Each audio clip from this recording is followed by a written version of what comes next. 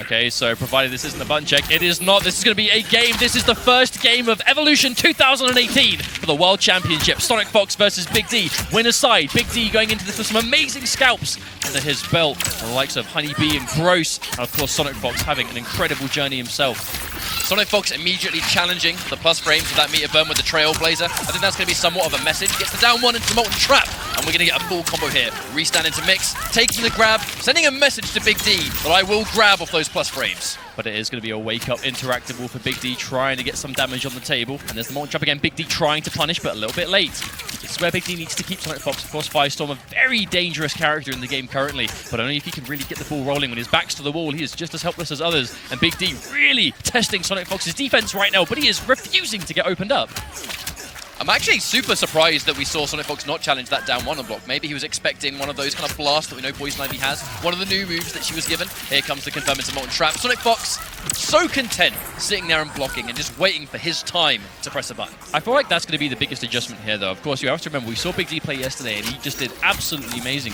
But a lot of close sets, especially later on in the tournament. And of course, SonicFox is not one to really shy away from just holding down, just blocking for as long as necessary. But of course, now there's another opportunity for some damage, but Big D blocking himself. Big D has so much bar, but just hasn't got the chance to do any considerable damage yet. It's SonicFox having that kind of brick wall defense. Of course, Big D kind of missing a couple of those moments to take his turn. Went for something a little bit fast to try and get the punish, but was a little bit too slow on the uptake. Here comes the trait, and Poison Ivy. Finally, SonicFox gets opened up. This should be the round, because we're going to meter burn this and then finish the job. There we go, meter burning the grab, and that's going to be a nice damage extension. More than enough damage to do. Big D with the optimization. He does still have SonicFox cornered, and there's no interactable there anymore.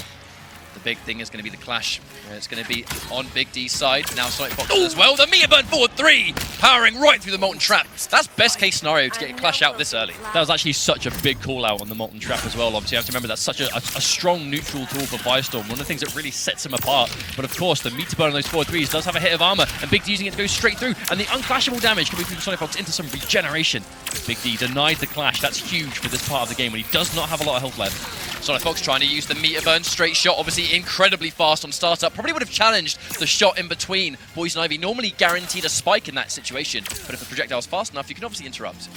You've seen the difference, Poison Ivy, she wants to get those drills out, but Firestorm, not the kind of character that's going to let her do it. And they're just the raw crouching light into the outside of Mortal Kombat X. In 2016, was able to finally seize that top 8 placement with Ermac, and of course SonicFox, the boy. Many times. For many games, SonicFox has tasted victory at EVO once before, one or twice, as these things go. Yep, starting off with the first hit going to SonicFox there with a shimmy on Big D into some optimized damage. Has built himself a bar, so now even on resources. Ooh, trying to catch him for the Molten Trap. The minion is out. SonicFox going to be content sitting here, it looks like.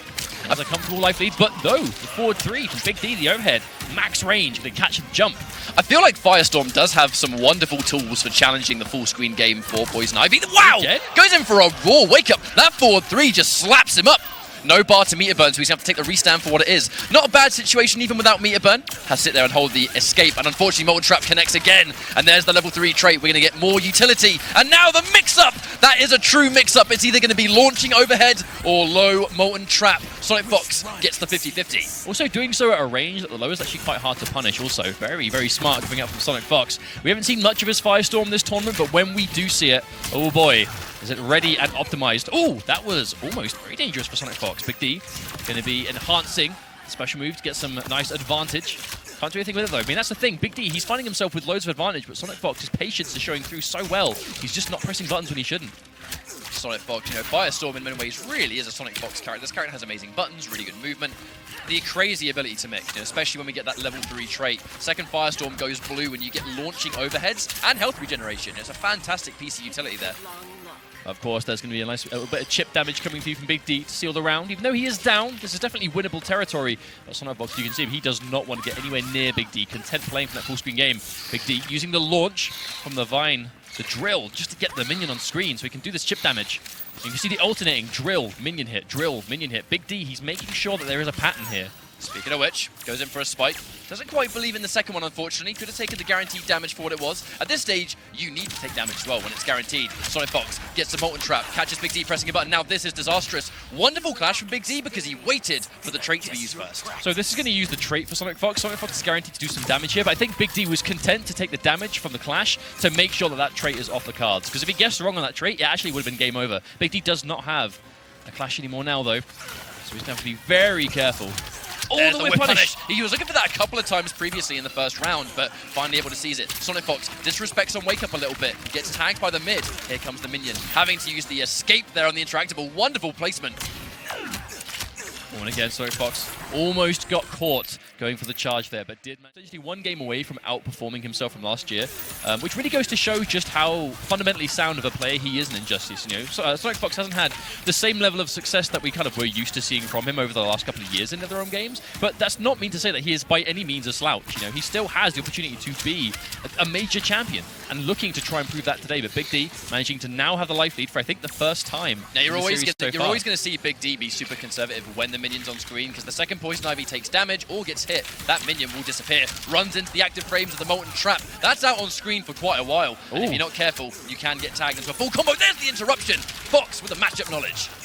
Of course, there's the interrupt. We saw Big D, obviously, you know, he wants to, when he can get you blocking anything, go into the whip to try and be safe, but there is a gap there. SonicFox exploiting it and taking himself to match point already, but Big D fighting his way out of the corner again, using one of his bars.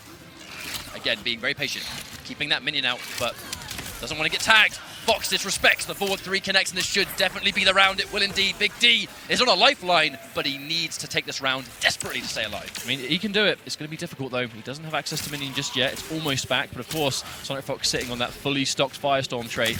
That's what he's going to be worrying about so far, but SonicFox scouts out the approach from Big D with the environment interaction, and there's the Vortex! With the Starfish, just to both build meter and give us that guaranteed combo ending time where we get that mix-up between in front or behind. Firestorm with so much ambiguous moves when you're stunned like that. Still though, Big D, he's looking pretty healthy, but the problem is he doesn't have the clash anymore, and having no clash against a character like Firestorm that really wants to mix you up in situations exactly like this is very dangerous. And SonicFox now one mix-up away from taking Big D out of the winner's bracket. What's going to be? Oh, the bang! Oh my word, he gets the insane cross-up that was not a cross-up. The teabag, both tactical.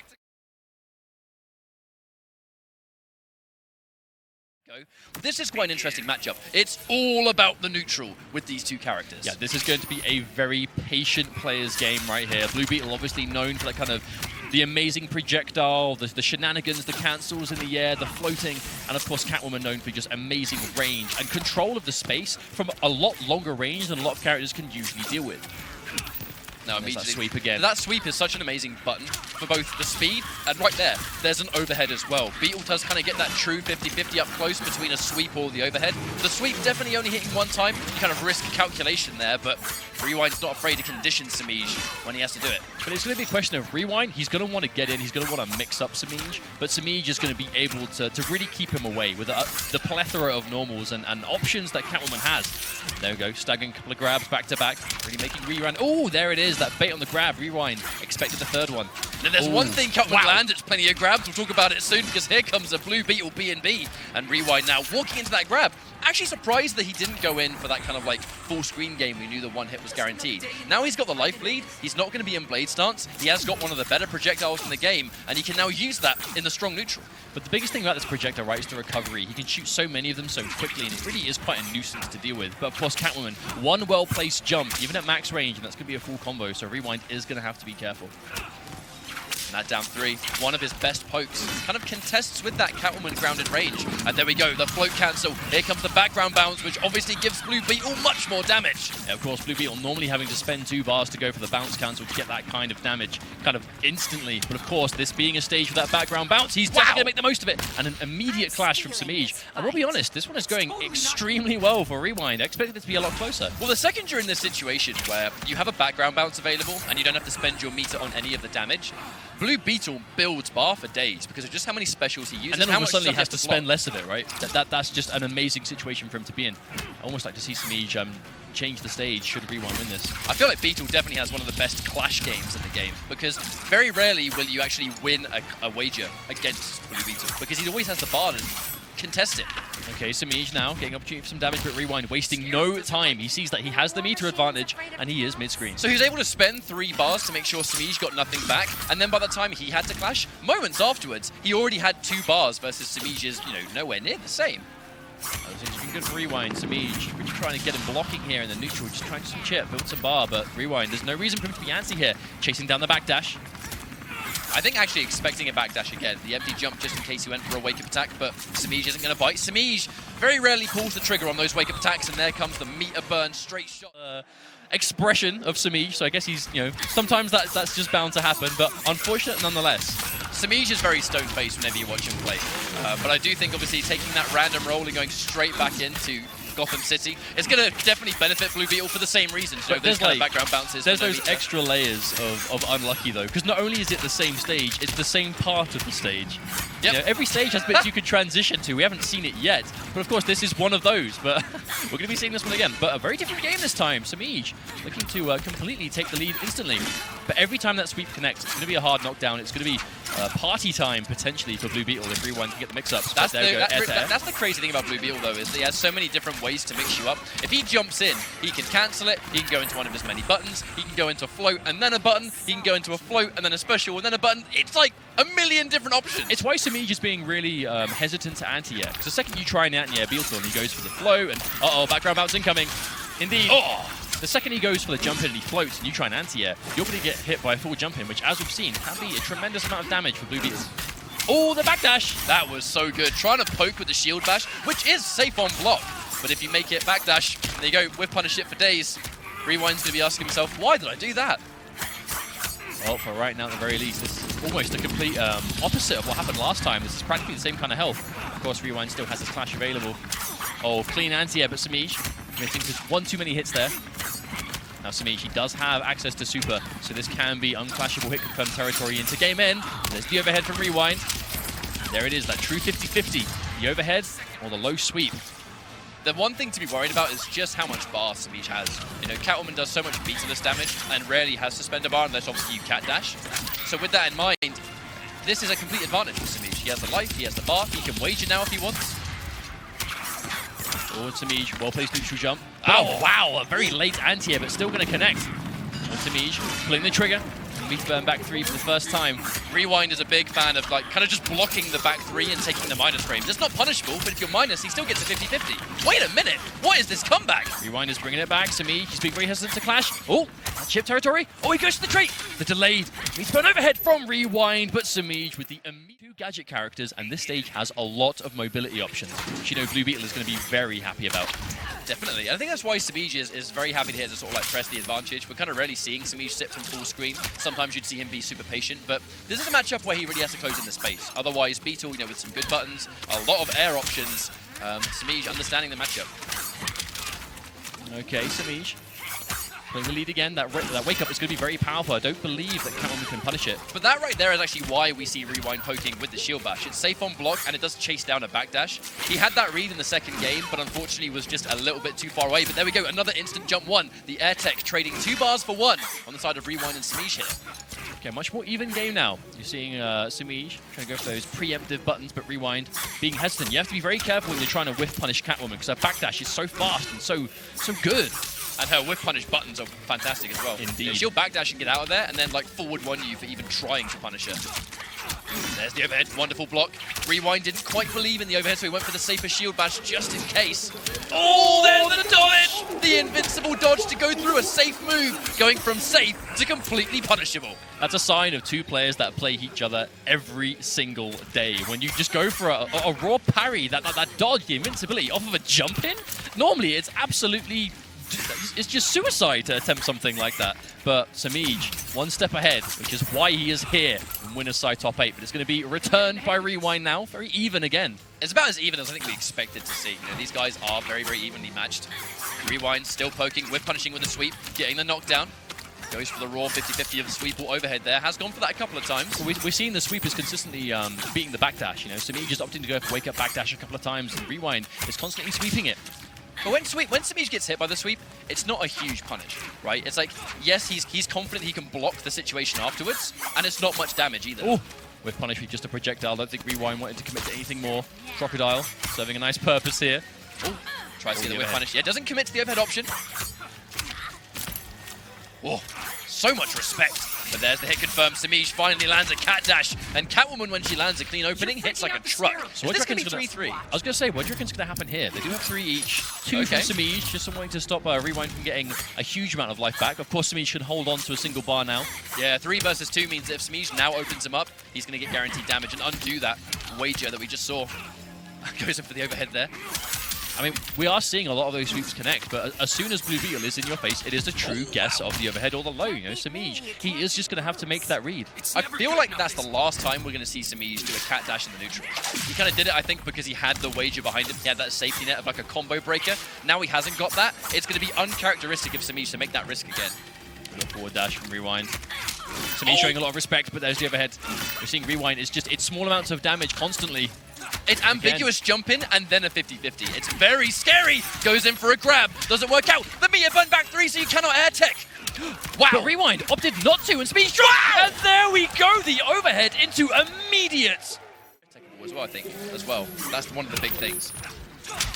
Oh, wow. Deep anti-air. One of the first times we've seen Semiij go for that, but he unfortunately dropped the combo. And Rewind, look at this, just constant assault. But he's just chipping Semiij down. Every single one of these things that Semiij is getting hit by, it is actually a mix-up. But it's not a, unless you commit big time, which is unsafe, it's not a very rewarding mix-up. You still get a situation, and you get a little bit of damage, but it's a level of safety. I think Rewind is keeping himself down. But of course, every time Rewind is willing to spend 2 bars on the overhead, if it's blocked, it's completely safe. If it hits, that is so much damage. And not to mention that, you know, obviously Blue Beetle can spend an additional bar if he wants to get even more. But now this is good for Semiij. This is the space he wants to work with. Rewind does not want to be allowed to move around freely. But Rewind going to get a very ambiguous cross-up. And it's going to be the 4-2-3, which is a full combo. And here comes the knockdown again, trying to keep that situation.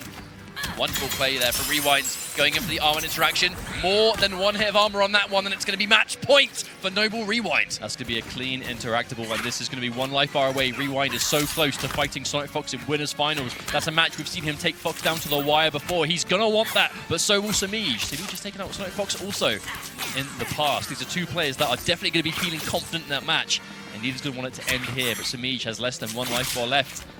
Rewind's making it work. Big whiff, and an even bigger whiff punish from Noble Semiij as he's going to even things out. Now, one thing you guys will constantly see is the fact that, look at the bottom right, Semiij always has more meter than Rewind. That's because Catwoman doesn't really spend bar. Unless she gets either a meter burn trait for plus frames or a cat dash. I'm surprised we didn't see a whiff punish there from Rewind. I mean, she doesn't spend bar on the neutral, right? She spends bar when she gets a hit or if she's got you blocking something. If they're kind of just sitting back there, there's not a lot she can do, especially in comparison to a character like Blue Beetle. We see a regular neutral jump too, but no button press there, knowing he's too far away. I'm surprised that didn't work out. That's unfortunate. That would have been bad news for Semiij. Actually, Rewind got the 4-2. Actually, I wonder if he expected to land on the opposite side, because both those inputs were the opposite. You know, normally we see him going for the overhead, which is the back 2, into the overhead. Every time we see one of these individual attacks now, it's getting so scary for Semiij. We see an opening there, cat dash. There's the clash. I think Rewind, he's going to want that full screen. Even if he takes damage here, I think he's going to be content. But no, Semiij. I mean, Semiij has done that a lot. Semiij is definitely very conservative. He's looking to keep bar off of Clash if he can. Rewind. This is as close as we're expecting it to be. You know, these 2 training partners all the time, they're playing each other. The block on the low. Semiij getting a big jump in. Could have got a lot more than that, but had already committed to the full string. No ender here. Semiij already back up. 3 bars! There's the 4-3! 1 hit's gonna do it! Can Semiij clutch this one out? He does have 4 bars, he has resources. No anti-air. Rewind. He has to be so careful now. Rewind is 1 hit away, and there it is! The double down 1 in a row. He will use that, and he will win with it. Now, it's actually going to be what? Now, this is what I was kind of waiting to see. We know that Biohazard has got a Cheetah. The thing is, we've seen a couple of things here. Tweedy has very recently lost to Cheetah in tournaments. Biohazard won the Inality, which was the previous Premier event with Cheetah against Hayatei. So if this is a matchup, I have no doubt they have never played against each other before. No, this will be the first time these guys have played it, 100%. Last time we saw Tweedy and Bio, this Dr. Fate really did seem to be a problem for Bio. You know, Bio known for that Bane and also Starfire and Harley Quinn. And Dr. Fate, or at least Tweedy's Dr. Fate, has given them problems in the past. But Cheetah, this is a new attempt from Biohazard. And I'm not surprised we see this, because, you know, Biohazard's characters, he kind of struggles in the matchup Bane versus Starfire or Dr. Fate for obvious reasons. It's not an amazing matchup for Bane. And of course, he's not going to want to mirror Tweedy. He wants to have this kind of ace in the hole, which Cheetah might be, but unfortunately, that back two, incredibly active. Tweedy gets a clean anti-air, and the first round does go to him. He's got a lot of life left as well, this Tweedy. So he definitely has a safety net and a half. Oh, the interactable though. Doesn't quite connect. Biohazard has a lot of bar, and with Cheetah, that's a lot of damage potentially to sweep. Now that meter burn 4-3 is going to be such a key tool here because, you know, Dr. Fate, he has amazing keep away, one of the best zoners in the game, but he has got a quite weak one-hit wake-up. You can blow through that easily with armor, and here comes the Cheetah damage. Almost does the health bar like that. Wow. One combo and he's practically even things out, but that's what Tweedy wants. Oh wow, what a read. Yeah, great backdash from Bio. Goes straight into the orb before the damage is done, but the wake-up from seemingly max range. Biohazard still fighting back and evening things out. Now, Tweedy has actually posted on social media that he does think that zoners against Cheetah have to work infinitely harder than she does. He said something similar to, I have to keep her out and do loads of work. She hits me with one leap and I'm dead. And that's exactly what we just saw. But we know that Biohazard, he has a very clean, it's not the trickiest cheater in the world, but it's very effective, right? He doesn't really mess around. He takes his damage where he can, and that wake up completely beaten out by Bio. But it's 2-2. If Biohazard wants to here, he can make sure that Tweedy gets no health back, and one clean leap into one more bar built might take this game here. He has trades as well. No bar. He waited there it is! He reacted to the orb summon, and he leaps the second the release took place. Oh no, no air to air. I think Tweedy tried to instant jump on that. Maybe. Max range, finds the interruption. Oh, in the instant, the trickiness from Least. Looking to try this one with Starfire, as that was an amazing turnaround from Biohazard. Now, whereas Dr. Fate is pretty much entirely keep away, Starfire does have immense chip damage, mostly comes from that trait, and she's got some wonderful buttons up close. That Tamaranian charge, I wonder how that's going to fare versus the leap. And there is that back two. That's the, you know, when we just saw Starfire, she throws the sparks into the air. That's an amazing way of just occupying the space immediately above her. And we know that Cheetah is the kind of character that really thrives on being there. So we're going to see a lot of that from Tweedy. Oh, instant cross-up, but the good block from Tweedy. Into the patience, but the... Oh, wow, the wake-up completely connects. Yep, Cheetah's forward 3 is immensely plus on block. You have to respect a lot of things. Tries to backdash in anticipation of something you can interrupt, but nope. Plus has come through. And Tweedy now with Biohazard's back to the wall. I can see why he's changed character, because she has more options on wake-up. She has more options in the neutral for covering airborne opponents as well. Oh no. Wow. Yes, it's actually a huge connection there for Tweedy. A chunk of damage just by itself immediately. All right, so Bio, he spent a lot of time building bar, no opportunity to spend it, so it does mean he gets a little bit of life back. Unfortunately, Tweedy is doing such an amazing job with his keep away game. Here comes the trait. Cheetah's trait giving her massive damage, but the back two into back three. Clean anti-air. Yeah, this game is all Tweedy so far. We saw Bio make a comeback before, but this one is infinitely less in his favor. Tries to confirm, but no, doesn't get to, but still safe. And an instant jump, heavy from Tweedy.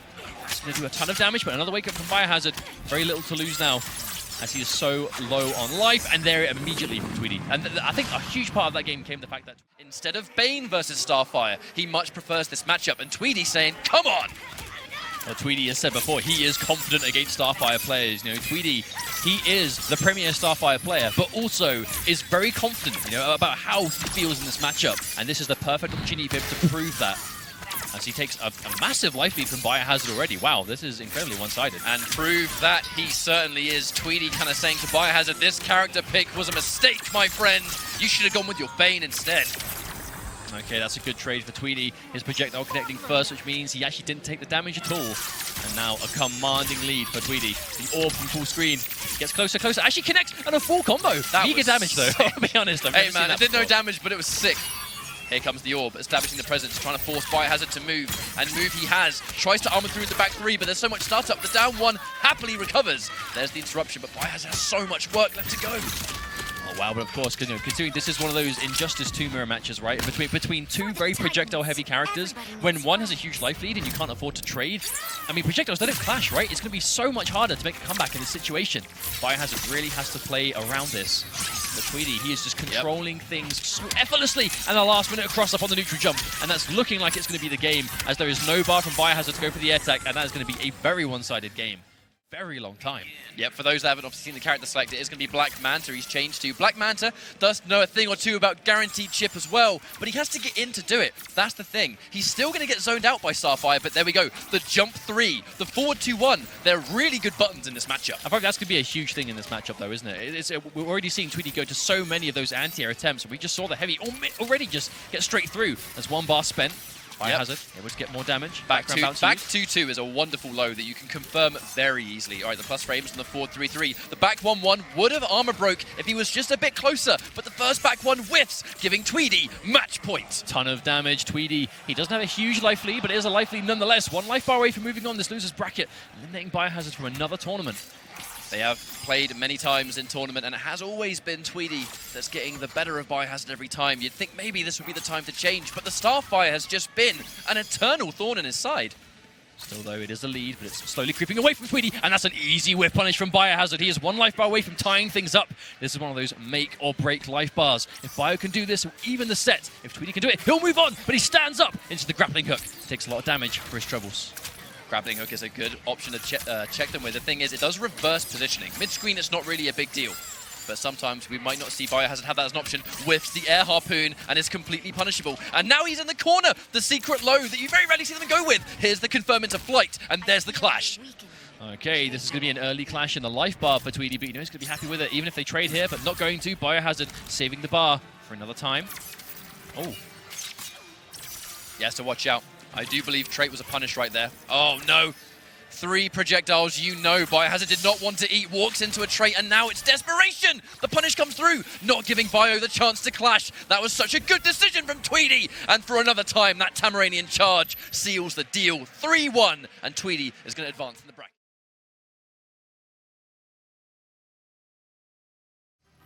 Okay, here we go. Losers bracket action for another time. We just saw Biohazard get eliminated by Tweedy. Who of these 2 players is going to be the next to fall? Now that's that leap, full screen low. That leap is going to be such a key element to this matchup because obviously jump-ins are always overheads in this game.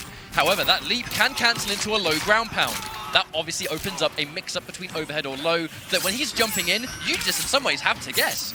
You just saw SylverRye trying to interrupt the swoop, was unfortunately not quite able to. Now, you know the swoop is going to be quite a pain for SylverRye here. Hellboy, you know, he's very difficult to deal with characters in neutral, but he's a big character. And Robin against big characters has a lot of opportunity to really mix you up and block. But there it is. You know, that's actually going to be a big part of the matchup, you know, whiffing attacks to make the swoop miss. We saw SylverRye do it there. I've no doubt we'll see that again soon. Hellboy is a weird character that just commands matchup knowledge. Now, we didn't see a back 3 there. Normally, it's forward 3 we see him go for, but the forward 3 off that link is quite tight. Okay, so that right there is going to be something we're going to be seeing a lot of. Hellboy, he actually has, you know, these bigger characters like Grodd, Hellboy, they actually have pretty short legs. So some combos are actually a lot harder to time on them, like once you've got the juggle. Unfortunately, we're seeing Hayatei falling victim to that already. The attempt on the armor to anti-air from SylverRye didn't quite connect. The leap makes it very scary for Hayatei to approach. And there you go, leap into a ground pound again. If you're not going to get hit by this block, mate, if you're going to stand up, I'm going to take that ground pound all day, every day. Actually pretty unsafe, but it's so risky to block low against someone that's jumping in at you. There's that full screen game. SylverRye definitely going to be having the upper hand here. That revolver, such a deceivingly powerful projectile. And Robin's only real option is the trait, which obviously does have a bit of wind-up time to it. And will lose clean to the revolver. That's just going to be a straight-up combo breaker from Hayatei. He got no health back, but was able to somewhat get resources out of SylverRye. But as long as he sits full screen, and he contests with obviously the straight shot, meter build from the leap, and block buttons, he's always going to have that meter advantage on this character. Okay, so SylverRye still in the lead. Does have some cases behind him to throw. Ooh. Hellboy's buttons are so good. And he must have just bet so much on the low leap coming forward. The second he finally blocks low, the overhead hits him in the face. Okay, this is a great situation for SylverRye to be in. Hayatei trying to get some buttons with SylverRye being patient here. Ooh! Attempted trip guard from Hayatei, but not quite able to get it. And a max range uppercut.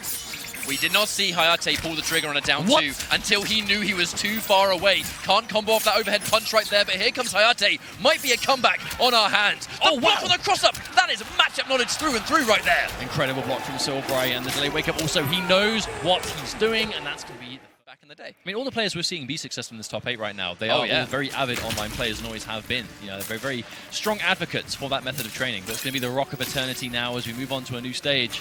You can already see one of the statues has been used. One of those matchups between power character or gadget character. So they're going to be getting very different things from these environments. Now that those might be wondering, why is Hellboy, you know, what happens when he trades up? He has 3 options. He can go for a revive if he dies, and he can obviously come back with a little bit of extra health.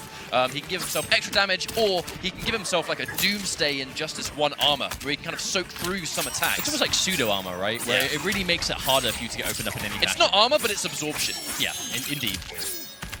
Got a much better start now for Hayatei. Oh, wow. Armor beats armor. Big read on the defense. Delayed wake up. Hayatei. Yeah, it makes the first hit whiff, but we're still going to get the rest of the string, and there should be guaranteed chip from this point on. Hayatei doesn't want to overextend. Taking a little bit of damage, and here comes the revival. Knowing now that if SylverRye goes down, he can give himself some extra health. Looks like he got just on the end. Is he still up? Oh, I believe it was the different one, my bad.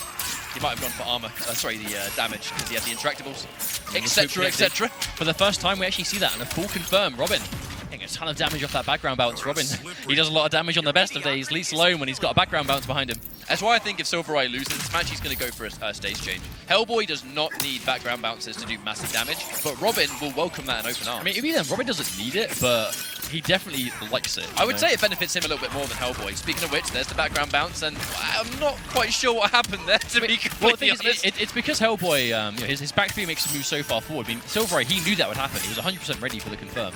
Got so much damage coming through from Hayatei. Oh, what an actual amazing capitalization. Hayatei's been doing something amazing for Hellboy traditionally. He actually does still get statue on the right-hand side. He gets the gargoyles in the middle. So it's definitely not a terrible stage for him at the same time. But SylverRye is immediately going back into that mix-up of the ground pound. That was the button that just made him so dangerous in that first game. And it was when he got, you know, the leap was an answered for anyway. But it's Hayatei, I think, content taking the regular ground pounds, but probably worried about the meter burn ones, because they do so much more damage. Oh, there's the delay. At any moment, he could just pull the trigger on the leap. That's why he got hit by the charge right there. Hayatei attempted to wake up in the Assassin Strike to get through. Oh, you can see Hayatei really trying to get through, keep SylverRye on the back foot, even though he has the trait popped. As long as he can keep himself free from taking damage. It takes Hellboy a while to build his trait back. That's the thing. You know, Hayatei, he's going to wait the trait out, and then when it's down, that's going to be his opportunity to go in. The plus frames being respected from SylverRye, the mix-up between sweep or overhead from Robin. The sweep obviously not landing a full combo, but still dangerous because it gives him a situation. Similar to Blue Beetle in that respect. Okay, here we go. Trait popped again. Doesn't last for that long. Oh my god, he took so much damage. I said before, Hayatei, Robin being one of those characters that really can air tear effectively, and that's why, wow, armor beats armor, but Hayatei recovers first, and he is going to be taking out the life bar. That was an exchange. That was an exchange and a half. But if armor connects at the exact same time, they're both going to blow through it. There's the background bounce. Okay, full combo. Saving it for the air tech. Letting the trait go down a little bit first. Oh, wow. You can convert off that, but it's very, very tight. Oh, what a confirm. We've seen Hayatei do that many a time. When he sees you jump and he's throwing the Birdarang, he's going to be forward dashing, following up, and the second he sees it actually connect with you, he's seeing a full combo. Let's get the uppercut. It's so quick. It's like, what, 6 frames? Is that crazy? It is immensely fast for a special move. Oh. I actually like that. Instead of backdashing, he's going for the instant back jump. That optimization, just go back a little bit faster. More execution heavy, yeah, but he plays Hellboy. Who cares? He knows how to do it. There it is. Crouching Light. SylverRye going to come through, interrupt. So still a good game for SylverRye, potentially. He just needs a nice opportunity to do some damage, get that life lead back, but Hayatei is not making it easy. Hayatei really has slowed this one down, to be honest. Oh, there we go. Trip guard. Big boy damage coming out from Robin now. Set up. Wake up, meter burn back 3. It's not going to work out. Detonation comes through. It's going to be trait for trait right now. Those straight shots, very, very good, but not much damage at this point in time. SylverRye needs a little bit more than that. And he has kind of stopped going for those ground pounds again. You know, whenever he goes for the ground pounds, they almost always work. But I feel like he's just not willing to take the risk. And because of that, Hayatei gets a 2-1. I do wonder if we're going to see him dedicate more to those leaps, like genuinely, because he's playing the matchup so well. And that instant back leap, I really love it. Tries to anti-air with the anti-air shot. Unfortunately, Hayatei was just too deep on that interaction bounce. SylverRye taking the first chunk of damage. All right, Atlantis has quite a few of these projectiles that definitely benefit power characters. The problem is they are one-time use, right? Yep. And now they're already gone. So all that remains is a background bounce, which, as we've established, is a lot better for Hayatei, traditionally speaking. Well, fortunately, it does mean that the mobility that Robin would otherwise get from those is now gone. Tries to back 3, but it misses. There's the whiff punish. Hayatei looking so clean right now. The air tech, oh, the gets caught! Wow! That was so sick. If you're a Robin player, though, you're going to be familiar with people trying to air take, and you're going to get that knowledge. Hey, if there's a Robin player watching right now, I hope you've got a notepad Take those notes, jot it down, and see if you can replicate that next time. Oh my word, that could have been a clean connection, but SylverRye just didn't believe in it, I don't think. Yeah, SylverRye shaking his head. He knows this one's slipping away from him. Okay, catches the jump out, but doesn't commit. Oh, the low is blocked and punished. Finally goes for the low, and the block comes through Hayatei. What a read. All right. Watch out for the release. Meatburn back 3. It was because he knew the release would happen, but he can't get the punish. It recovers too quickly. Yeah, preemptive upshot from SylverRye, but Hayatei, he has no reason to ever do anything unsafe at this point. The shoulder coming through from SylverRye. Needs to fight this one back. Wow! Moments away from the up head connecting. The sweep is going to win first.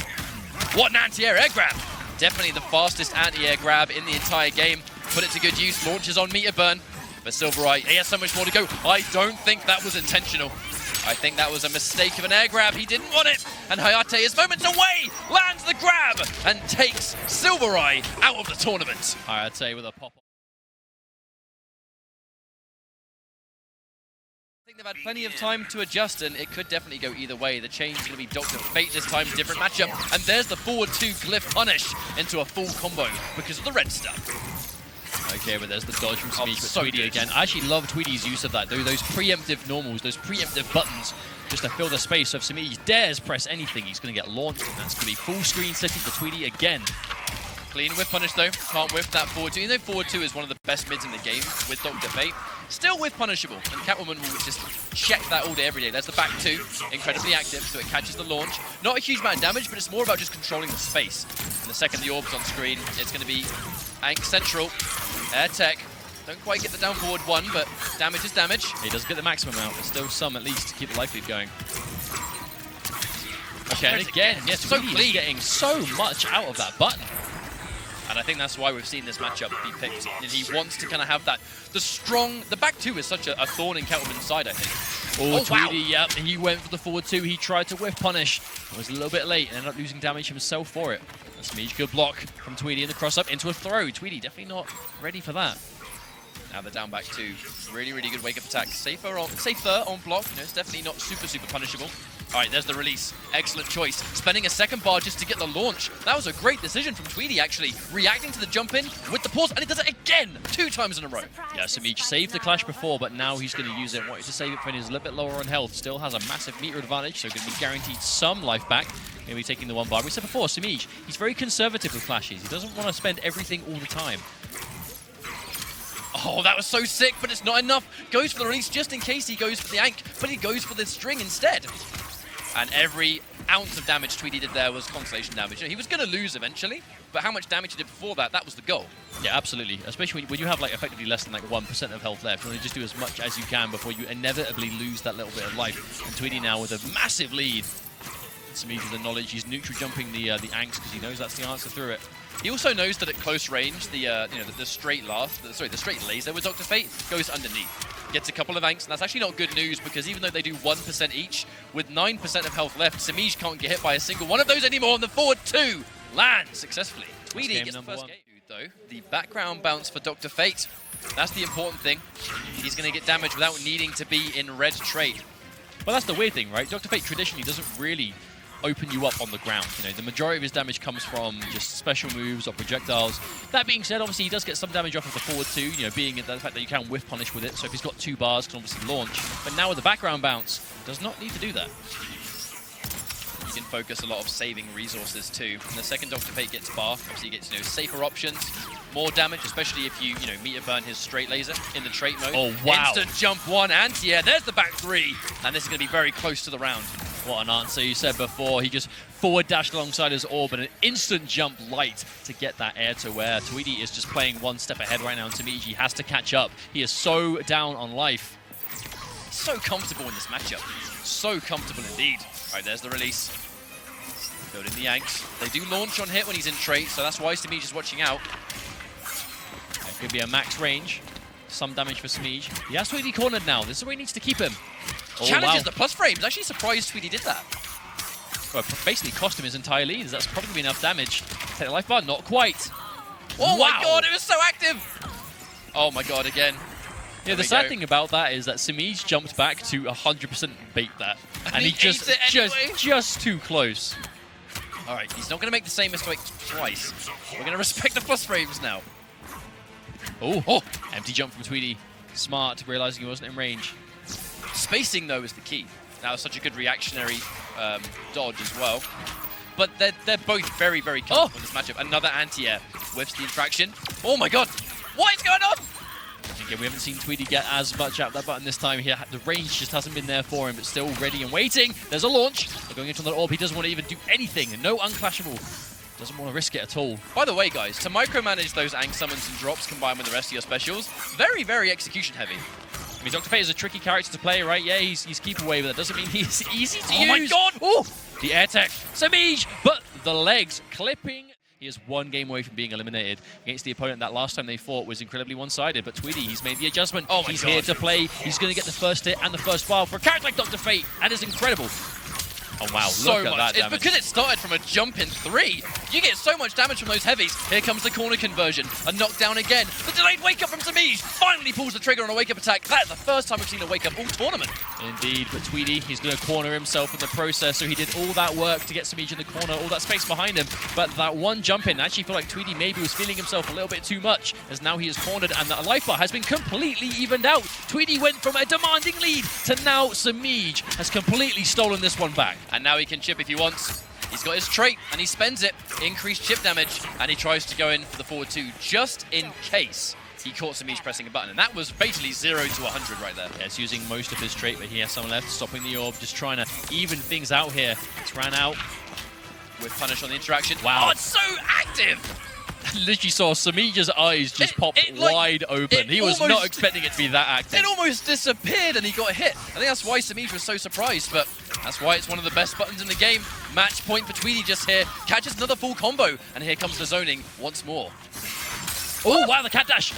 So close to connecting, but so far, Tweedy, this is still match point for him. Semiij can definitely bring this back. We saw the comeback he made in the first life bar, but he's going to have to do so again if Tweedy can just keep chipping him down like this. Oh, a little bit too slow from Tweedy. And you're noticing at jump 2 range, Tweedy is not trying to anti-air with forward 2. He knows he's going to eat that jump 2 and he can't risk it. There's the wake up, sending them full screen. Can he knock him into the orb? Increased chip damage. And he's got so much bar as well. This is Tweedy's game to win, 100%. And at this life, it's going to be so hard to ever clash anything. Tweedy is just going to be one special move at a time. This could be the opening that Semiij needs, though. No, he drops the combo at the end. Still trying to press buttons. And now it's do or die. Doesn't meter burn. Doesn't want the plus frames. Tries to get the guaranteed chip. Needs so much more. The plus on block 4-3 doesn't allow him to clash. And there's the wake up was his only answer. It worked. And there it is, the down one. And Tweedy is going to be moving on. Obviously, any bad buttons from Hayatei will be swiftly whiff punished by Big D. Okay, so immediately summoning the minion. We're going to see a little bit more real estate to summon that minion for Poison Ivy because Robin, his projectile, is quite slow and very telegraphed, which is going to give a lot of that damage that, I mean, no clean hit is connected. Hayatei, that was all chip. Okay, so Big D, he's walked himself back to the corner, and when your back is to the wall, that's where Swoop really becomes a nightmare to block against. Wow, that forward 3 just... I mean, that's an Ivy forward 3 right there. I just wonder if Big D was opted to go for a grab there and just hesitated at the last minute. And just as I said, one bad drill, one mistimed special, and that's going to be a full jump in. Manages to attack out though. Hayatei not ready to punish it. That's quite surprising. Patience from Hayatei. Summons the minion. Just can't quite get in there. He tried to kind of catch him to make it disappear, but just a little bit too slow. This way, once the minion point blank right in his face, Hayatei forced to respect it. Okay. Way in, good blocks. Yep, that's that mid. I wonder if Robin's jump 3 is even gonna... Can it even possibly lose to Ivy down 2? It's so slow. There's the confirm. Oh, doesn't get miss. the combo! That could have been so much damage! That's the second drop already though from Big D. Even though this is game 1, you know, if there's one time to drop and maybe not get punished too hard for it, it's probably now. That's a full... Actually, a full combo, yeah, wow. He is 100% dead right there. That's it. So Hayatei caught getting... Ricky tries to interrupt the gap before. We've seen that before. Where obviously you go for the whip on block in any fashion. There's usually a gap you can get in between. Good block from Big D. Able to get out the power rank. Doesn't quite connect. Ah, gets clipped. Wake up wow. attack. That's a new move right there. She didn't have that last year. Patience. So it's just menacing. So menacing when Hayatei throws that trait and then forward dashes alongside it. Like there, he's just looking for what you're going to do. Reactionary, stands up in reaction to the overhead, but Big D getting the launch, and a clash immediately coming out from Hayatei. This could be some guaranteed life regeneration, and Big D can't do anything about it. That's one of those clashes that you kind of say, never again. You know, yeah, you got me good, but I'm going to pop this and make it, you know, undo that work. Let's reset that. Okay, and obviously that mode means she doesn't take chip damage anymore. Good choice from Big D. When you have as little health left as Big D does, anytime you can reduce damage is going to be great. And I love the way Big D, he confirms into that one because he builds more bar first. So situations like that, he only just built the bar to get the meter burn on the grab, to get the extension, and just how much damage he was able to do has given him an amazing lead. Now, we didn't see Big D go for the trait there on the knockdown because he was basically one hit away from death. Even if you summon trait, you're going to have to hold block. You know, right there. He accepts the fact that he's going to have to block something. Couldn't afford to do that in the first round. Not a great trade for Big D to lose the trait. We only got one hit, but this might be something. Didn't see a full combo. Hayatei, he's made crazy comebacks before. There's the push block, and now the trait's active. Watch out for the plus frames. That forward 3, incredibly plus on block, and he gets caught by the release. This has to be guaranteed chip, and it will be Big D in the situation. So we're going to rematch. We're going straight back into Gorilla City, but... Okay, there's the Wait, that crossed up! Yes, it did. That crossed up from max range. Hayatei with the cheapness from the gate opener. Big D again finds himself back to the wall again. The minion is out. Oh my word. Here comes the minion. Oh my god, what's going on? That's good blocks. Oh, until the very end, the multi-hitting overhead from Big D, the Poison Ivy.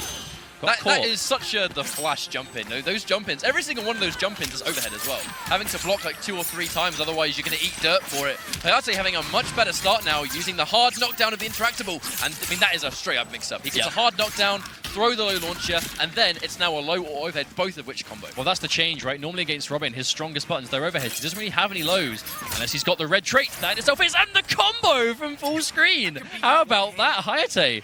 He's got a few tricks of his own, it seems. The minion is out, though. There's a Big D's chance, but no! It loses completely. All right, we push block. Push block into meter burn roll. Quite a popular escape mechanism for those kind of keep away characters. He's going to get a good situation here. Full combo. No bar, though, but he will build the trait just in time. No! Unless he drops the combo, which has given him an assassin strike. Hayatei managing to get a full combo. This is going to be set up territory again. No, he just goes to the corner positioning. He wants the screen behind him. Oh, the minion's out again. Yep, gets the flip. It's going to make him have to hold all of this. Tries to take a little bit of chip when he can, push block to undo the damage, but this is definitely Hayatei's game, I think. This should very much be a 1-1 if he plays his cards right. I feel like Big D, it really comes down to minion. That's how he's going to get the majority of the damage back, and again, one of those galactic jump-ins. We said right at the start of the series, the drill is going to be such a game changer from full screen, but one bad timing on the drill, and it's going to be a jump-in to full Robin damage, and that is not what Big D can afford to take right now. Oh my word! Anti-air spike! I mean, as cool as it is, he's got so much work left to go. Staggers the back. Unfortunately, it's not enough, and this very much should be the game. They Wake Up's going to at least get him out. Best players in the world. And that was where Big D created his legacy. And that's already almost 7 years ago. So fast forward the clock, how long he's been playing now, he's going to understand really, the nuances to playing competitively. Take the time where you can, think about it appropriately. And Hayatei is no slouch of an opponent himself. But it's going to be Fortress of Solitude again, so the background bounce is there. And 2 gadget characters, so the unblockables aren't going to be quite as threatening here. All right. We're going to go knockdown. No, we want damage. Let's cash out. Get somewhat of a lead first. Big D had a wonderful game number 1, and now we have the whiff punish going into the meter burn. And it's going to be background bounce also, so that's going to be some heavy damage coming his way. Back 3. Yep, indeed. What's going to be the ender? Yep, just a knockdown into minion summon, and he backs up. He wants the space. Okay, now, something he has to respect. But the patience, understanding that Hayatei, he's not afraid to go for that flip. He's going to challenge it. Now the minion's disappeared, but he got a respectable amount of chip in the process. Now he has that full screen game. Has to watch out. Hayatei, the jump in 3. Wonderful range on that. There's the forward 3, scouted out. It's crazy just how far you have to be ready for that overhead block. But Hayatei, again, almost got the jump in on the drill this time, but not quite. A little bit late. Hayatei not quite as confident that he was going to catch it this time. But there we go. Yep, catch him trying to move after it on block. That is advantage, and Big D will make him pay.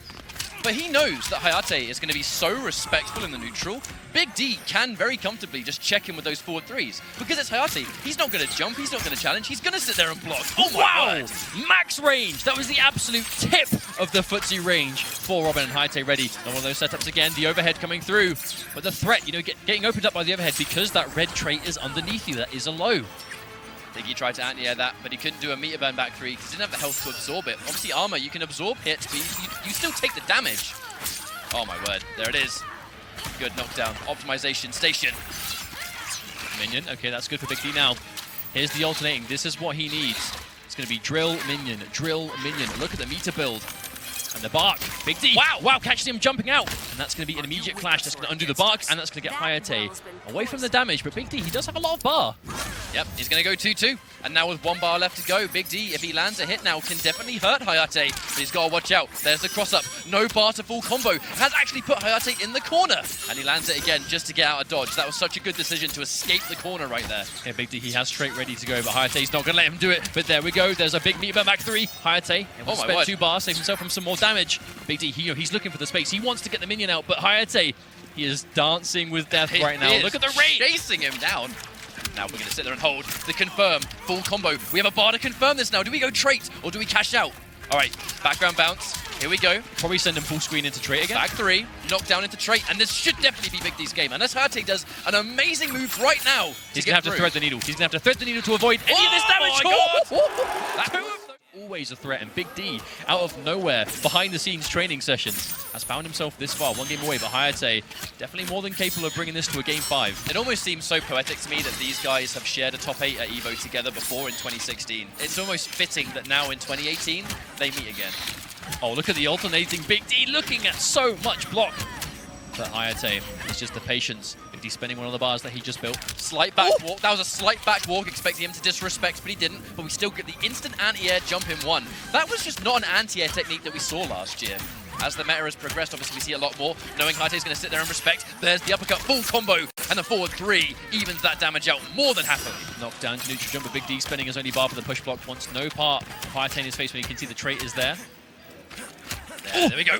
He attempts to walk back, but Hayatei not pressing anything. Big D not going to be getting him just now. Hayatei finding it. Wow, did that miss completely? I have no idea how it did, but it did. Back 3. Are we going to get a background bounce now? No, not at all. We just want the trait. Good call, good call. We've got the trait right in front of him too. This is one of those really bad situations that the trait is on one side of you and Ivy is on the other. Whoop! Look at the range, look at how far that little guy had to come. I mean, he put in the distance and he was able to get the job done with the forward 3. Oh, Big D's on match point. This is clean gameplay right here. Absolute perfection on the spacing there from Big D. Poison Ivy master as the minion comes out again. Uh-oh, alternating. Just like the trait, if he takes damage, the Batarang disappears. This is best case scenario for Big D now. Look at the amount of damage that Hayatei's lost. He's barely been hit by any actual attacks this time. This is almost completely chip damage thanks to that minion. Oh no!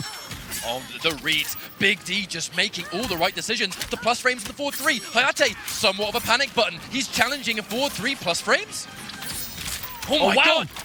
Unclashable, and here's the minion! This could be game over! He tries to get through, but the minion keeps him honest. Oh, and again, almost combos, but opts not to. Wants to keep it unclashable, the minion again. Oh, no! But the big jump in Hayatei. This is a real master comeback.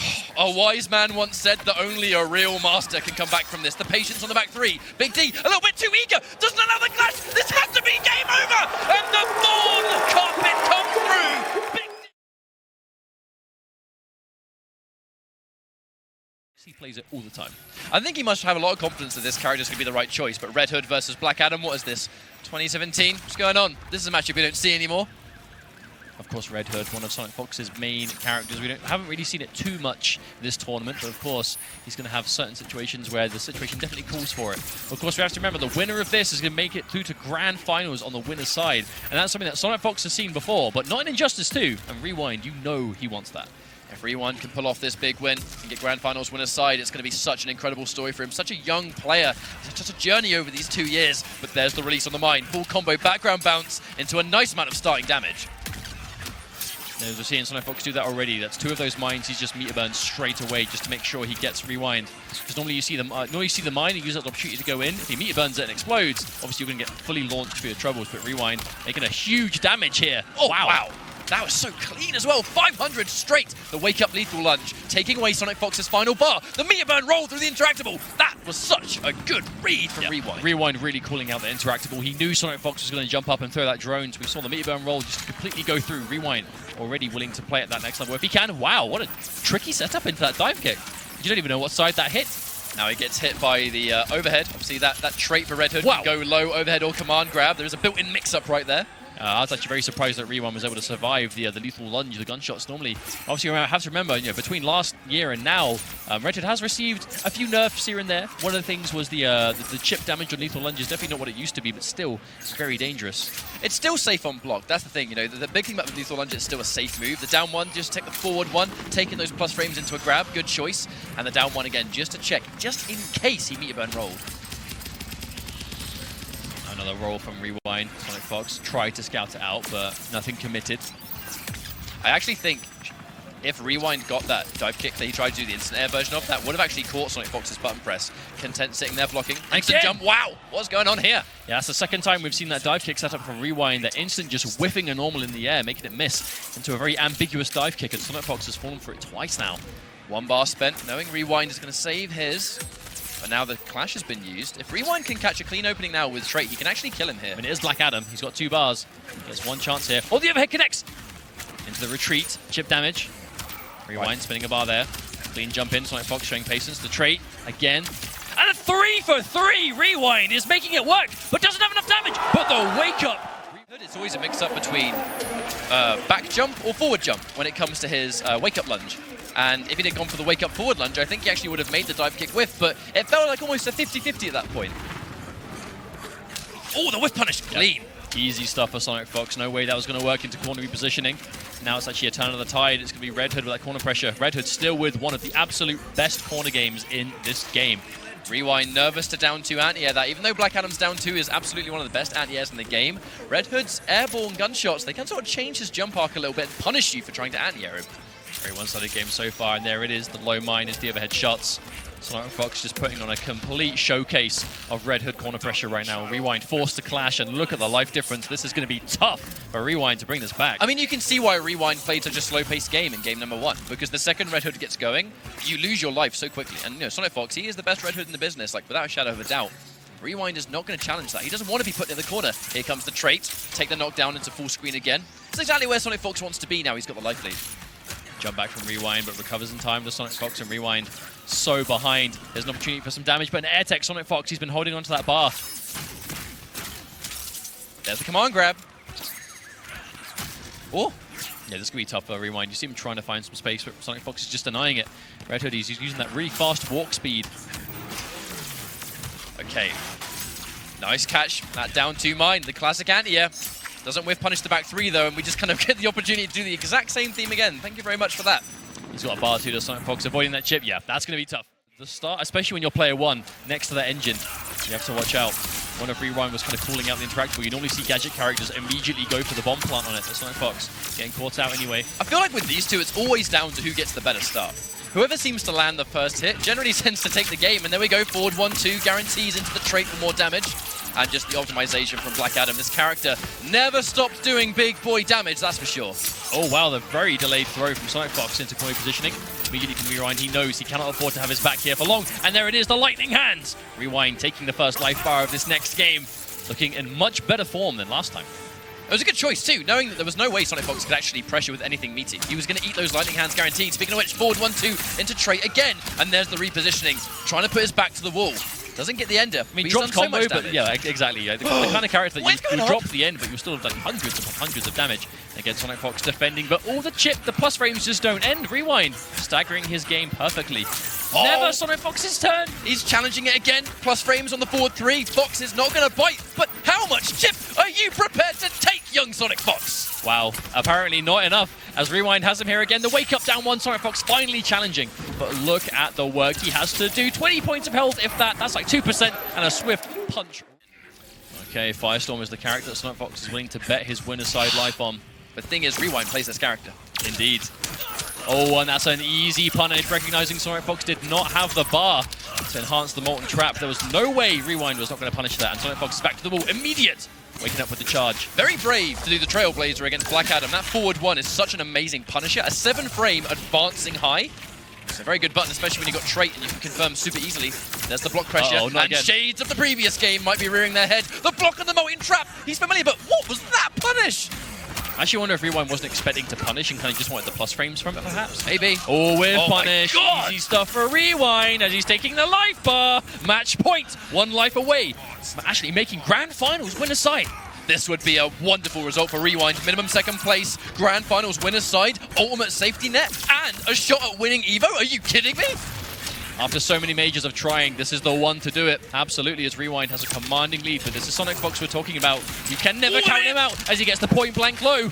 Into level 3 trait, the health regeneration. It begins the mix-up with the block from Rewind, but he does not guess the side he lands on, and that's going to be evened out straight away by SonicFox. Chip damage is more than enough.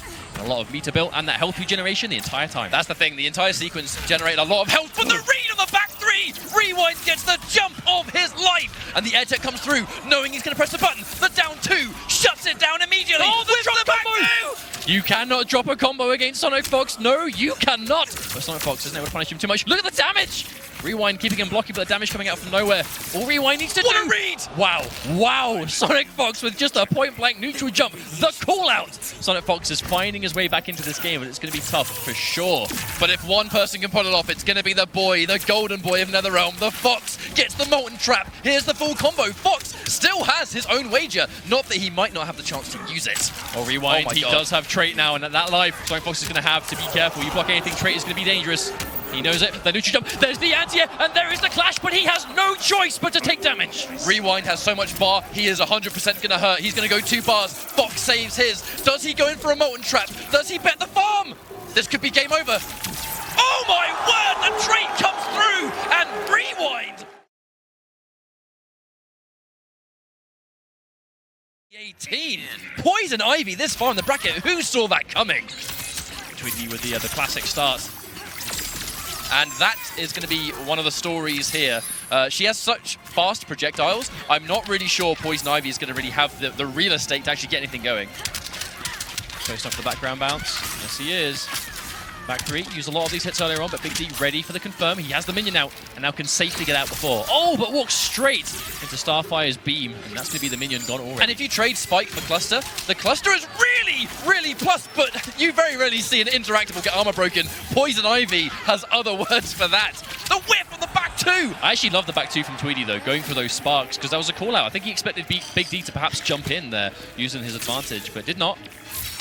And this is what Big D wants. Tweedy back to the wall. He has a lot of bar. Let's go for a meet and roll if he needs to.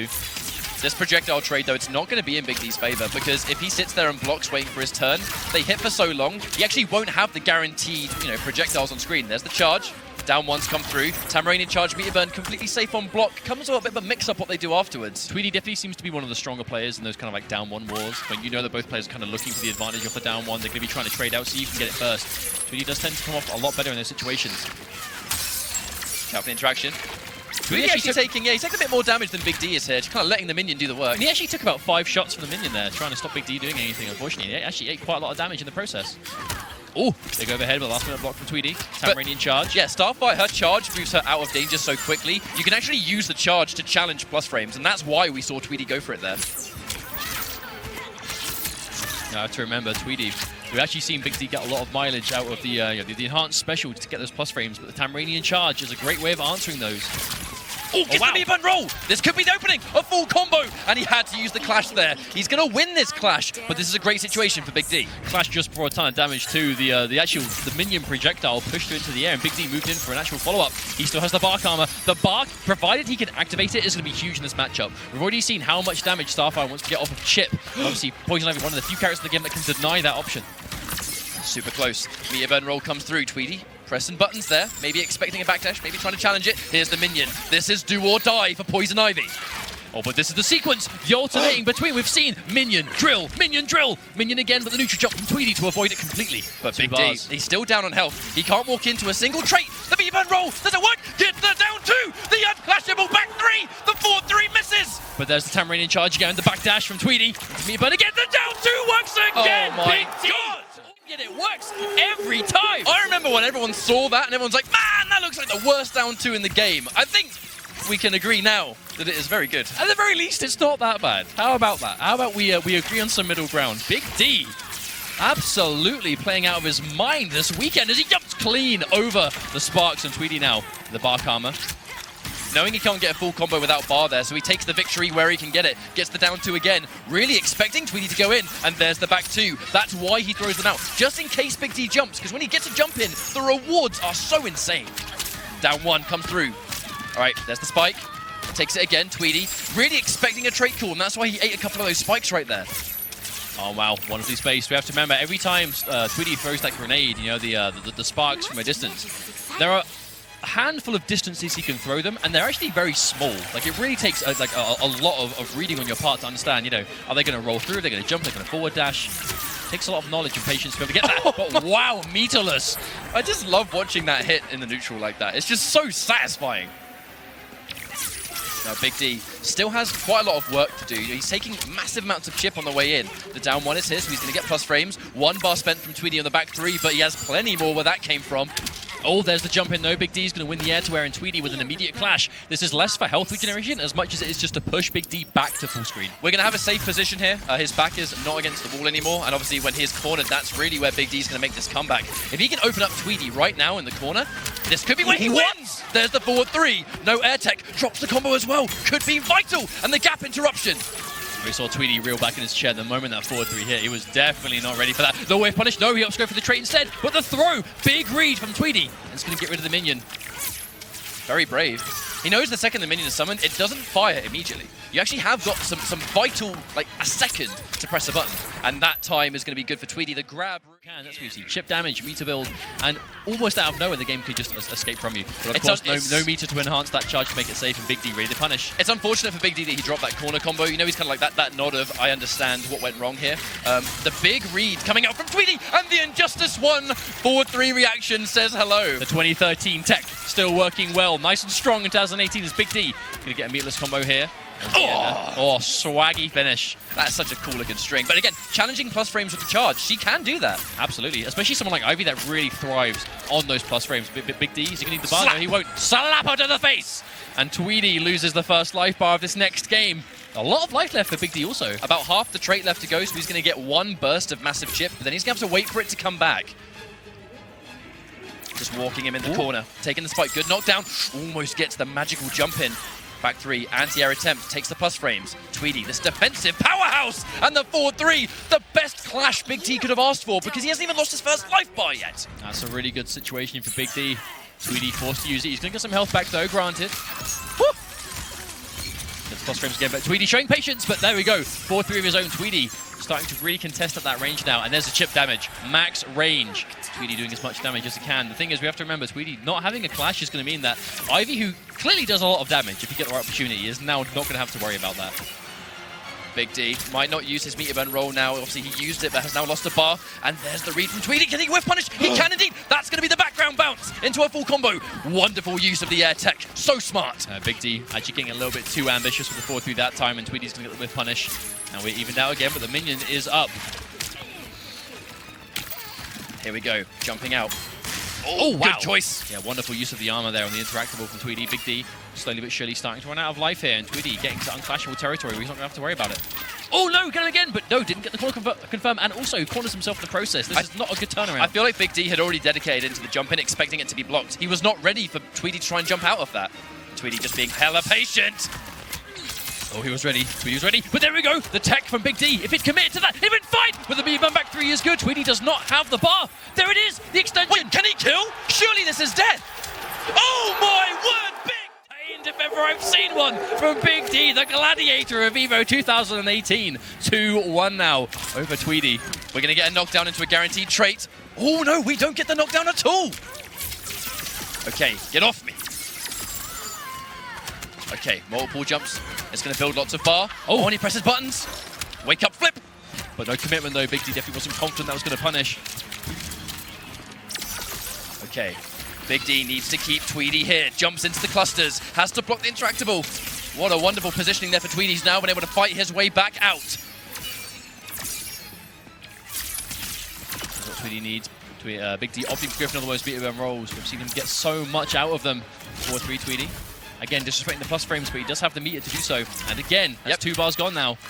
That's definitely not the first time at all. We've seen the Tamarain in charge. The galactic jump in from Big D. I've never seen someone jump so cleanly through the sparkles before in my life. All right, we get it down 1. A little bit of chip, but the entire full screen used. Maybe expects a charge, but no charge at all.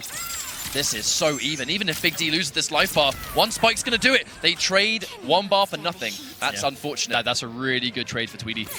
Big D lost some lost bar there, and Tweedy obviously taking the first life bar too. recovered in time. Wow. I mean, I'll be honest, I don't know about that. I feel like it's very good for Big D to get rid of the life bars. Now he's obviously on match point, but he did have to use a very valuable resource in his trait to do so. Oh, a little bit hesitant on the anti-air. Tweedy not getting caught. The back two, just in case we see a neutral jump into a jump. The forward two collides with the forward three. Another instant clash from Tweedy, seeing that Big D has no bar, so no reason not to do this. It's going to push Big D back to full screen, and Tweedy opts to hold on to the meter. You have to watch out for the trait. Tweedy locked and loaded. But not anymore. It's going to be a while before that regenerates. Starfire trait, as powerful as it is, does take a little time to come back. It's very smart of Big D to actually wait for the trait to be out before he summons his minion. He knows he can get it off in time. Tweedy's walked himself to the corner and there's no more interactable there. Big D's got a bar. Oh, there it is! Preemptive anti-air from Tweedy. Big D's going to fall for it, hook, line, and sinker. What a read. Goes in for the low. This should be game. It's going to be very hard for him to come back in the down one hair flip. Goes in for the wake up just in case. And now he'll want that match versus SonicFox. He's going to want to be able to take him on in a tournament setting. I must say, I'm surprised when Tweedy lost, he didn't try and change the stage. That background bounce has been such a key factor of him losing the 2 matches he's lost. But at the same time, he's a power character on a stage with unblockables either side. True, very true. I guess it's almost like he's taking the trade-off of giving Ivy the mid-screen presence to have those unblockables that he can use to his advantage. He's going to build the bar here, and he's going to use it, most likely. There we go. Okay, we're going to get a knockdown again. Here comes the rapid punches. Slap plus frames. Challenging. Yeah, Tweedy disrespected, but Big D only got a down one for them. No bar. Challenged interactable this time. In fact, Tweedy used half of his bar to do not a lot of damage out of that beam. That's not terrible for Big D. Yeah, he's not going to be too worried about it. Oh my god, this is so even. Wow, calling the trait at jump distance, you madman! But it worked. And Tweedy has no choice but to sit here and respect as Big D's trying to build some resources. Walks into a projectile, but built a bar for himself beforehand. Goes against Tweedy, desperately trying to keep the distance, but Big D so close to getting that jump in. Presses a button and Tweedy calls it out with the air tech to keep himself out. I think he expected the cluster, but we just had a raw trait. Tweedy with the answer and the interruption. Very fast down one on Starfire, and that's match point for Noble Tweedy. Yeah, Tweedy, he has less than half a life bar in this first one, but still a good lead nonetheless. Rolls straight into a projectile as Big D. Gets the punish, but only a down one. Big D very starved of resources here. Has not had the bar that he needs to do the damage. And he tries to interrupt with the clusters. If they trade, Starfire gets a combo. And now this really is panic button for Big D. Not in a good situation anymore. Tweedy, oh, the forward 3 whiffs. And it's given Tweedy all of the screen to work with. Tweedy, he's going to be backing up. No reason for him to come in close. Goes to the close sparks. Doesn't matter. Gets hit by one of the minion things. You see him just trying to space out. Does not want to give Big D any opportunity at all to do anything with the trait. But he will jump up at a bad time. And a slap to the face is going to put Big D on match point also. But look at the life difference. That's the big kicker here. I think the minion did allow actually Big D to get that opening. I think Tweedy actually tried to do the charge off that block, which he normally would have done. Oh, there's the hair whip. Not good, because now he's full screen. Jump through, but Tweedy ready. Push block. Big D can no longer afford to give him any chip damage with the grab. This might be it. Another push block. Oh! This has to be game over. He jumps into the orb and with a hard-fought match. To me. Speaking of which, feed me a Starfire mirror, because that's what we're about to see in Losers Finals of EVO 2018. Let's go! Okay, so this is actually the character that SonicFox used to qualify for top 8 against Biohazard, and it was 3-0. And we know that SonicFox, whilst he hasn't used Starfire much in tournament, he definitely has been getting ready with this character. You know, he has been playing her a lot in casuals against his training partners online, and has been saying a lot, you know, man, this character is crazy. And here he is. He's the kind of player that will absolutely be able to make it work. But Tweedy is the most confident against Starfire players than I've seen anyone. Like, he's always talking about how much he feels amazing in this matchup. Well, the thing is that Tweedy is the best Starfire. You know, it doesn't matter how much experience you have with this character. If you try and mirror him, you are choosing to mirror match the best player with the character in a mirror match that he has said publicly he is very comfortable with. Okay, here's the full combo from SonicFox. Forward 3, long range on that forward 3, so he's going to be able to get the confirm. Wonderful block on that cross-up jump 3, but he's able to escape with the hair flip. That's the worst kind of block, the one that results in you actually getting cornered for it. Tweedy's going to make him pay big time. That was actually a really good choice for Fox to do forward 2-3, because normally when they're in the corner, they always do the grab ender to reverse the positioning. That's why Tweedy got hit by that. Oh, the patience immediately. The second SonicFox has plus frames. Tamaranian charge. Tweedy straight away with the challenge. Oh, wow. Disrespects, and now he cannot clash, and he cannot air tech. That's what happened. Give her to me. Challenge me in the mirror, pick Starfire against me, see how that goes. And what we saw was just an incredibly one-sided game. If Tweedy wins again, he's going to issue that challenge. Why are you picking this character? I am the master of this character. But you said before about the confidence. Tweedy, he doesn't care who he fights against. That's a mid-set pop-off. That was one game.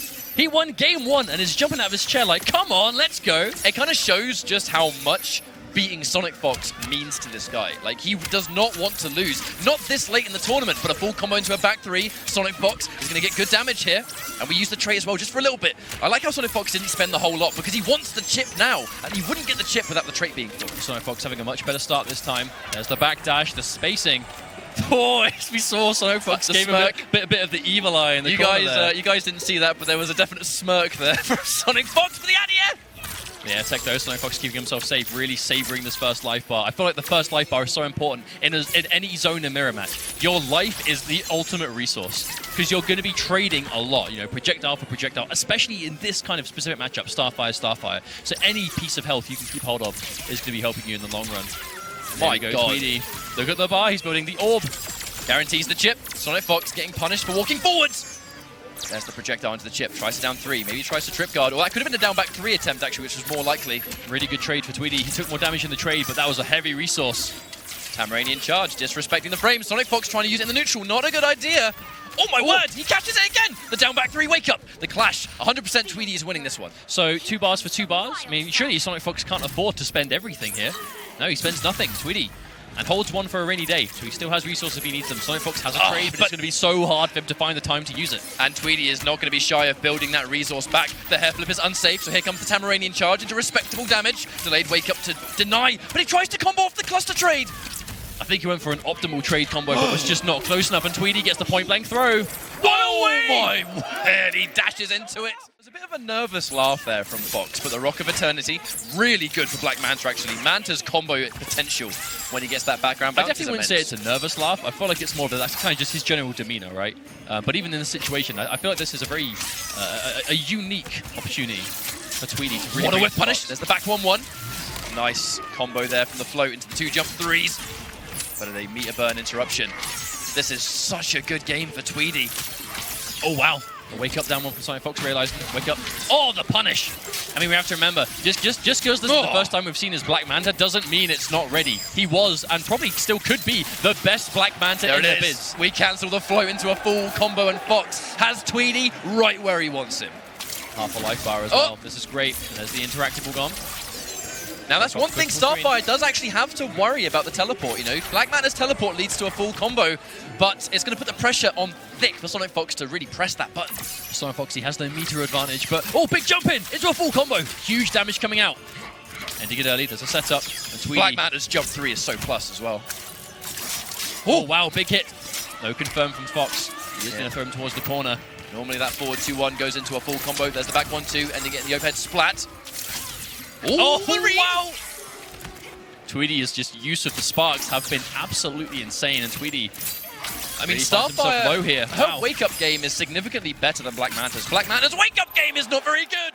I mean, obviously, like, that kind of interruption to his momentum is going to hurt for him, for sure, but he still is 2-1 up. Yeah, and his Dr. Fate has been clean in this top 8 so far. And it's not like Black Manta isn't popular and competitive. This is a matchup Tweedy's going to be more than familiar with. Very, very popular You can't play this game as much as Tweedy plays it and not be ready for almost every matchup, especially characters like this that are very powerful that you know you're going to have to fight. But you know, very similar to what Starfire can do. Black Manta, his Manta Ray does incredible chip. Compare it to Starfire, compare it to Aquaman. That meter burn Ray there does massive chip and is safe on block. And SonicFox, you see these again, now it's more of a kind of point-blank, neutral-heavy kind of footsie game. SonicFox is coming off better here. Obviously, Black Manta, much better built for that, but Tweedy, Dr. Fate, has the screen distance again. He's got some of the trait left, not much. This will be the last special he gets, the orb, also. The safe push. I'm not sure that sweep was intentional, but the trip guard there from SonicFox, we get down 1 into the Ray, and this character change proving incredibly fruitful. It bets everything on the teleport. I mean, a smart read, worth taking, but didn't work out. I mean, Dr. Fate's not going to have the heaviest punish damage on that kind of thing, so it's not the kind of thing he has to be too careful of. But that's going to be a full punish on the air tech, and Tweedy brings himself to match point again. 1 life bar away from eliminating SonicFox here, but he doesn't have any bar to work with or trait. I feel like the Dr. Fate pick has definitely been a lot more beneficial. The back 2 cancels it straight into Glyph, just in case. It didn't work out. Trip guard on the jumping heavy. The traded glyph does have more pushback than the regular version. The back to anti-air again. Clash is used. This could be Fox's last lifeline. I assume Tweedy will bet nothing, and SonicFox will probably spend 2 here. He's going to want to keep some resources. Oh, Tweedy, no, he spends the bar. He wants to deny the health. I think he realized he was so close to building another bar that maybe he could afford to there. Waiting for his time to strike with that forward 2. Such an amazing mid poke for Black Manta. Okay, there's the anti-air again. Just waiting for Fox to go in. Okay, now it's dangerous. Tweedy, he has the trait activated. He's got a bar for a confirm. And SonicFox doesn't have Clash anymore. Tweedy forced to use it. This is going to use Tweedy's own Clash up. The question is, does SonicFox use his only bar to deny health here? He does. Now the orb's going to give him presence, but he can't meter burn it. But there comes the forward 2 up 3. No specials necessary. The anti-air jump 1. This might be game over for Fox. There is an orb in his way, and all the damage Tweedy's trying to do the chip. Oh, the jump, but the backdash from SonicFox is good. Oh my word, the jump 2, good block on the back 2 as well. The minus situation, he can't be minus anymore. Oh, and that's exactly what he's going to do as Tweedy is able to move to... Injustice 2 at EVO 2018. It's Noble Tweedy on the loser's side and Noble Rewind on the winner's side. And Rewind looking like he's bringing Catwoman, which is another character we know he can play, but we haven't really seen it too much. But again, you can't anticipate who he's going to play. You're against Rewind. The first matchup is, who is he even going to bring against me? Now, just in case anyone might not know what a double elimination grand finals means, it basically means that for Tweedy to win this tournament, he has to beat Rewind in a 3 out of 5 to reset the bracket, and then has to win another 3 out of 5. Rewind, on the other hand, has to win 1. He basically has to knock Rewind into loser's bracket, it gets reset, and then he has to do it again. It is your reward for being in grand finals on the winner's side, is having to do less work, because you haven't lost. Why should you have to do more? But it is going to be a really even start now, as Rewind finds himself a little bit lower in life, but in this kind of matchup, that means very little.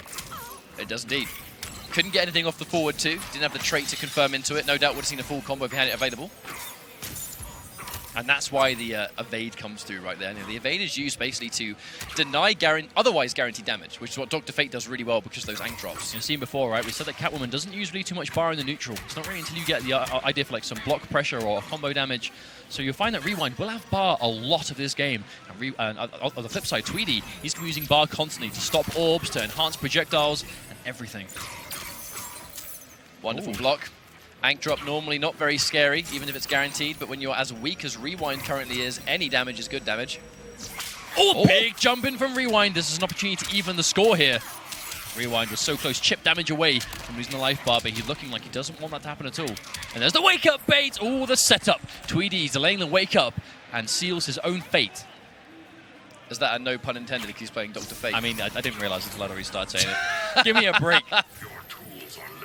But Tweedy able to even things up now. Doesn't have a huge amount of space to work with. Big read from Rewind on the meter burn cat dash from full screen. I mean, I respect the read because he's got the bar. And because we've only just started the round, that wager could have basically undone the work, but no wager needed. Rewind making all the right decisions, and the clash actually keeping Tweedy's back to the wall. Really smart as well, and Tweedy, he's going to be able to actually even the trade out here. Tweedy would rather not spend the whole farm here in the bar. Plus frames respected by Rewind. Yeah, there's no real reason to disrespect Dr. Fate plus frames. Like, what's he going to do? He's going to forward 2 and then it's going to be over, right? Yep, especially when he's got no trait. Trait he has got right now. The jump 3 beats the down 2. Has to watch out for that one. Tweedy, not in an amazing position, but he's got the bar to kill. The danger is that Rewind has got his clash. And now he's within basically chippable life. He can't get hit by a single mid, otherwise it's over. And it's really hard to avoid. He is sitting in the healing glyph though, Tweedy. Oh, he set up a nice little nest for himself there in the corner. Now, how much health he regenerated? The question is right here, how much meter does he spend? And it's hard to say. 2-2. Okay, we're back to even. Both flashes end up the exact same way. Rewind making the read for an instant dash into a jump, but Tweedy, I think, wise to it. That's why we saw the orb, and just like that, he's making a comeback, and now he has to play his cards right. The increased damage of the traded projectiles. You know, the wild thing is that all this is possible because of the healing there. Rewind tries to get in between. Okay, watch out for the low. Catches the whip punish, but he doesn't believe in it, and the overhead comes through. 3 games, Tweedy needs 6. Now it's 2 games to 6. Just like that, off of a final last-minute scramble, Rewind has found himself 1 game up in Grand Finals, and Tweedy has all that much more work to do. I mean, talk about work to do. Tweedy has done so much work already. The heads he's collected both before the top 8 and in the top 8. He's had too many close calls to count. I feel like every time Tweedy's getting knocked down, though, and he does his wake-up and Rewind goes to one of those neutral jump setups, Tweedy's getting hit every time, even when it's not really a mix-up. I feel like he's trying to really kind of anti-air him on the way down, and it's not really working too much. Ooh, damage. Yep, there's the damage aura. Gets you to jump out of it, and if you jump out, instant jump one, mate. I feel like Tweedy is just using the... I've never seen someone use the entirety of Fate's move list so efficiently before. Like, literally, no stone is being left unturned. Everything he can do in this matchup, he is doing. Wow. Ooh, a little mini juggle there. Yeah, if he didn't, even if he jumped over that projectile, he would have eaten the Yank and died anyway. So Tweedy, he has trait, but not even a single bar of meter just yet. Obviously, he's going to get one very soon. Rewind needs to really pick his moment here. As long as you're in forward 2 range, you can't really approach. If you jump too, obviously, it's clean anti-air. Obviously, Tweedy with that strong neutral, right? Being able to get in on Dr. Fate when he has this much of a life lead is so difficult. And obviously, when you go into the trait and you drop the Anks right there, when you have the traded mode, it actually acts as a projectile in itself, so you can kind of use it as an extension of many of your moves. And as the stop, give me every little tiny piece of damage Tweedy can squeeze out here of this life lead he is taking. And because it's all single hits, there's no opportunity for clash. Even though Rewind, he's had more bar the whole game, he does not have the opportunity to actually clash at all to get health back.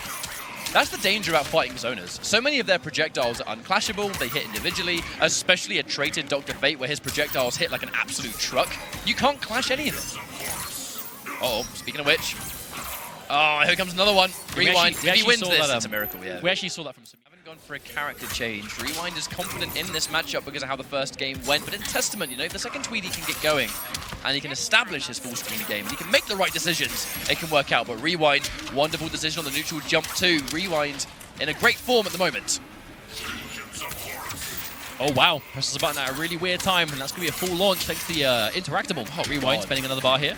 You know, the second game seems pretty slow-paced, but you realize the second Catwoman kind of puts her foot on the gas and everything works. It's insane how quick the games can go. I mean, but that's what happens, right? As soon as Dr. Fate is in the corner and doesn't have screen to work with, I mean, you can see this is where he's going to struggle. This is where Rewind needs to keep him. Even like at the end of the first life bar, we saw him up to forego the guaranteed kill to make sure that he at least kept Tweedy's back to the wall, and that's a galactic jump in, and that's not just because we're in space for Rewind to get another combo, but not quite close enough there. Armor breaks the back 3 because of the multiple hitting environment interaction. We didn't see a full combo from the cat dash because he didn't have the bar, unfortunately, and speaking of not having bar, here comes a guaranteed clash win for Tweedy.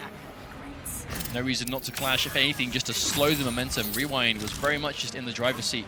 The jump from Tweedy, opting to jump in towards Rewind. You don't see that too often. Big combo off the bounce. Yeah, he's fine back. He kind of wants the screen to work good. That's the thing about these zoning characters. They don't want corner pressure, they want screen space. If they have you in the corner, they'll just spend the whole game walking back because the work you have to do to come in is just so insane. But there's the whip trip. We have to remember now the fact that Tweedy is lower on life and doesn't have a clash, any damage Rewind can do, unless he takes out of it, is going to be guaranteed. It's going to be so hard for Tweedy to actually build any resources back, and a trip guard. Understands he was a little bit too far away to get the actual launch. Meter burn rolls through, pushed into the orb, so he's going to take some chip. This should be the round. No, not quite. There it is. Down forward 1. I mean, when you're that weak as Rewind, you just have to make a hard read. Indeed, but Rewind doesn't have a lot of work left to do in this game. Tweedy, on the other hand, really has to try everything possible to bring this life a little bit closer together. There's one big hit here from Rewind, and that's going to end things. Oh. I wonder if that was a super attack. If that was a super, I mean, I actually don't know if with Catwoman super would it have worked. Oh, the instant forces the earlier point of being so important to win that first game. Because even if Tweedy wins this and then Rewind wins, it's all going to come down to success. And the first game was so close. You know Tweedy is not going to want that to haunt him. It just basically, it depends on which character can get going first. And in this case, Rewind has just been pressing all of the right buttons, displaying such a high level of matchup knowledge against this character as well. Tweedy, he has decided that it is going to be Dr. Fate. No Starfire seen here whatsoever. It's going to be Dr. Fate. It's going to be keeping Tweedy in the tournament, sending him home. Well, when we saw Tweedy face off against Semiij, this was the exact same matchup. When it comes to Catwoman, this is by far the character he wants to pick. He doesn't want to bother with Starfire here, but Rewind just playing so much better in this matchup, it seems. And he's just trying to challenge on Wake Up, and that's going to be tournament point, championship point for Rewind. Rewind is 1 life bar away from winning EVO 2018, becoming a new world champion, and this is an opportunity to do it. Tweedy with the immediate clash, wasting no time, does not want any part of this. He needs to get out of the corner. Absolutely cannot be back to the corner at all, or it's going to be so difficult for him to actually do anything. But there we go, crouching under the jump in, but jumps himself back in, no! He has to watch out, making some of these crucial mistakes. Putting himself minus against Catwoman can sometimes be a death sentence. The forward 3 is blocked, takes the frames, but minimal block damage. He's pushed himself back to mid-screen now, though, but you can see Rewind, the patience. He has no reason to be anti here. He does have the life lead. Jump 2. Every jump in, just the clutch you have to show now as your Tweedy. You really are. Your back is against the wall.